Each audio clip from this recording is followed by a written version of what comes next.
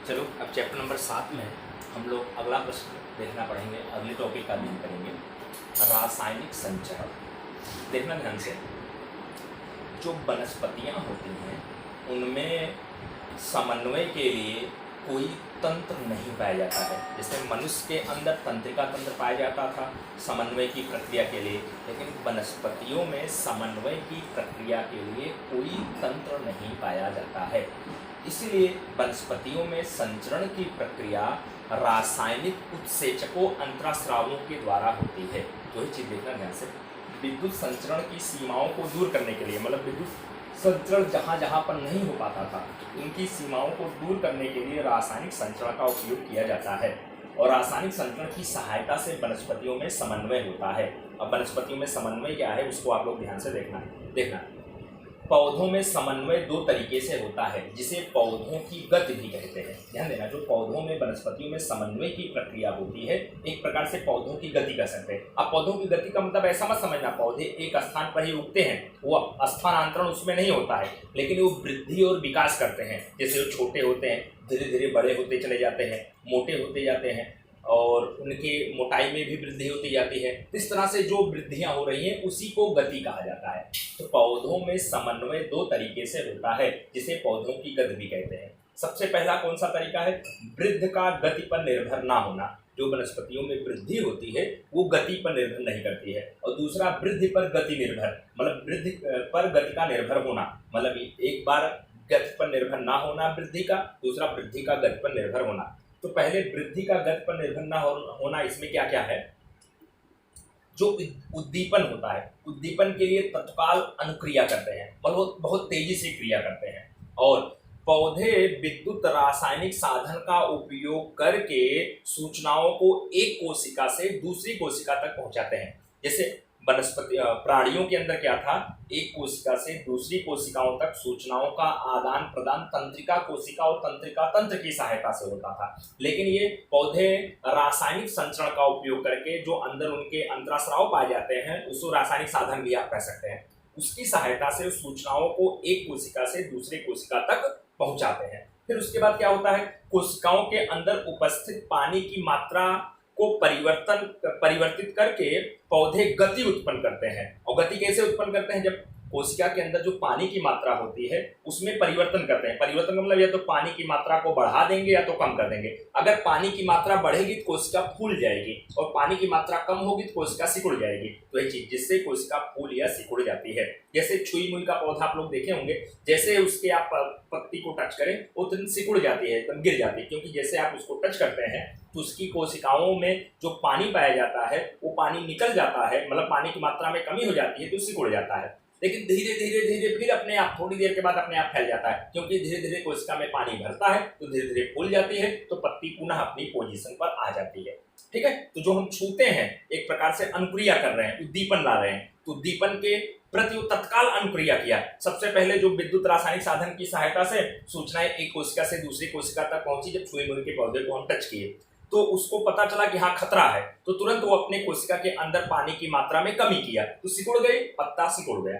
और जैसे थोड़ी देर उसको रहने दिए तो धीरे धीरे अब उसको जब एहसास हुआ कि अब कहीं कोई समस्या नहीं है, तो धीरे धीरे कोशिका में पानी भरेगा और धीरे धीरे वो फूल जाएगी, पत्ती अपना पुनः पोजीशन पर आ जाएगी। ठीक है, अब दूसरा वृद्धि के कारण गति, ये दिशिक या अनुवर्तन गति या उद्दीपन के कारण से होती है। इनमें अलग अलग प्रकार है। सबसे पहले प्रतान किसे कहते हैं? प्रतान वह भाग है जो वस्तु से दूर जाता है और वस्तु के पास वाले भाग की तुलना में तेजी से गति करता है, जिससे प्रतान वस्तु के चारों ओर लिपट जाता है। आप लोग देखे होंगे ना, कुछ पौधे कुछ वनस्पतियां ऐसी होती है ना, आप बरगद देखे होंगे, बरगद में जड़ें निकली होती हैं, कभी कभी वो जड़ें पेड़ के चारों ओर लिपट जाती हैं। देखना, प्रतान वह भाग है जो वस्तु से दूर जाता है, वस्तु का मतलब यहाँ पौधा, और वस्तु के पास वाले भाग की तुलना में तेजी से वृद्धि करता है। तो जो उसकी जड़ें लटकी होती है बहुत तेजी से वृद्धि करती हैं, और प्रतान वस्तु के चारों ओर लिपट जाती है, लिपट से जाती है जिससे उसको मजबूती प्रदान हो। अब दूसरा है प्रकाशानुवर्तन। तो आप लोग जानते होंगे जो पौधों के तने हैं वो सूर्य के प्रकाश की ओर, मतलब पृथ्वी की सतह से ऊपर की ओर वृद्धि करते हैं, ऊपर की ओर बढ़ते हैं, तो प्रकाश के कारण उनमें वृद्धि होती है। तो और जो जड़ होती है वो सूर्य का जो प्रकाश है उसकी विपरीत दिशा में वृद्धि करते हैं। तो देखना, पौधों के तने प्रकाश की ओर वृद्धि करते हैं, जिसे धन प्रकाशवर्तन और जड़ें प्रकाश की विपरीत दिशा में वृद्धि करती हैं, जिसे ऋण प्रकाशवर्तन कहते हैं। ठीक है। अब है गुरुत्वानुवर्तन। तो जो गुरुत्वानुवर्तन मतलब गुरुत्वाकर्षण, आप गुरुत्वाकर्षण का मतलब जानते हैं, किसी भी वस्तु को पृथ्वी अपने सतह की ओर खींचती है, तो आप लोग जानते हैं जो जड़ है वो गुरुत्वाकर्षण की ओर गति करता हुआ जाता है, वृद्धि करता है, और जो तने हैं वो गुरुत्वाकर्षण की विपरीत दिशा में वृद्धि करते हैं। तो पौधों की जड़ें पृथ्वी की ओर गति करती हैं, जिसे धन गुरुत्वानुवर्तन, और तने पृथ्वी की विपरीत दिशा में वृद्धि करते हैं, जिसे हम ऋण गुरुत्वानुवर्तन कहते हैं। ठीक है। अब रसायनवर्तन क्या होता है? पौधों की जो पराग नली है यह अंडाशय की ओर गति करती है। जो पराग नली है पौधों में पाया जाता है वो अंडाशय की ओर गति करता हुआ जाता है, तो जिसके कारण से गति करता है उसे रसायनवर्तन कहा जाता है। अब जलानुवर्तन।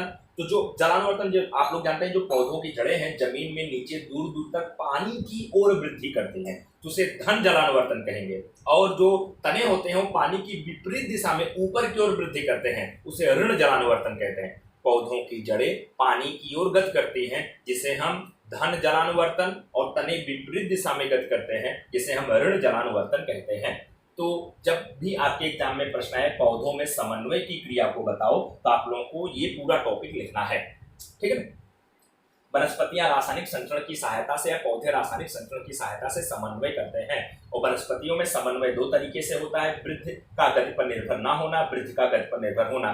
वृद्धि का गति पर निर्भर ना होना, इसमें उद्दीपन के लिए तत्काल अनुक्रिया करते हैं, जैसे पौधे विद्युत रासायनिक साधन का उपयोग करके सूचनाओं को एक कोशिका से दूसरी कोशिका तक पहुंचाते हैं। फिर इसके बाद क्या होता है, कोशिका के अंदर उपस्थित पानी की मात्रा में परिवर्तन होता है, परिवर्तन कर पौधे गति उत्पन्न करते हैं, जिससे कोशिका फूल या सिकुड़ जाती है, जैसे छुई मुई के पौधे के पत्तियों का सिकुड़ना। और वृद्धि के कारण गति में ये दिशिक और अनुवर्तन गतियां होती हैं, उद्दीपन के कारण से होती हैं। प्रतान, इसमें अलग अलग भाग है। पहला प्रतान वह भाग है जो वस्तु से दूर जाता है और वस्तु के पास वाले भाग की तुलना में तेजी से बढ़ता है और वस्तु के चारों ओर लिपट जाता है। प्रकाशवर्तन, पौधों के जो तने होते हैं प्रकाश की ओर वृद्धि करते हैं, जिसे धन प्रकाशवर्तन, और जड़ें विपरीत दिशा में प्रकाश की विपरीत दिशा में वृद्धि करते हैं, जिसे ऋण प्रकाशवर्तन कहते हैं। गुरुत्वानुवर्तन क्या है? पौधों की जड़ें पृथ्वी की ओर गति करती हैं, जिसे धन गुरुत्वानुवर्तन, और तने जो हैं पृथ्वी की विपरीत दिशा में वृद्धि करते हैं, इसे ऋण गुरुत्वानुवर्तन कहते हैं। रसायनवर्तन में क्या होता है? पौधों में पराग नली यह अंडाशय की ओर गति करती है, जिसे रसायनवर्तन कहते हैं। और जलानुवर्तन क्या होता है? पौधों की जड़ें पानी की ओर गति करती हैं, जिसे धन जलानुवर्तन, और तने विपरीत दिशा में गति करते हैं पानी की, उसे ऋण जलानुवर्तन कहते हैं। ये पूरा पौधों में समन्वय की प्रक्रिया है। जब भी एग्जाम में आए तो आपको ये पूरा लिखना होगा, इसको खूब अच्छे से आप लोग तैयार कर लेना। ओके।